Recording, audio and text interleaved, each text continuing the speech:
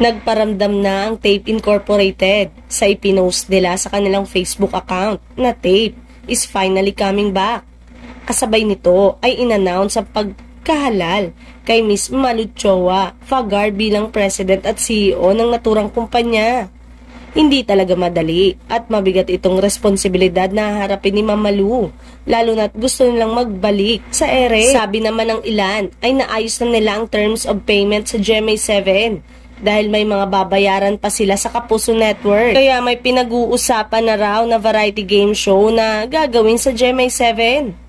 Hindi lang alam kung kailan nila ito sisimulan.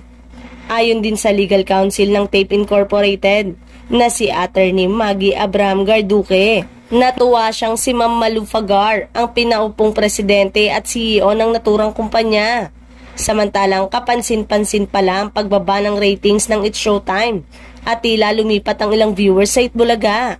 Ang sabi ay dahil ilang araw na raw na absent si Vice Ganda dahil nagka-concert ito sa Amerika. Malaking bagay raw talaga kapag nandun si Vice Ganda na gustong panoorin ng mga televiewers.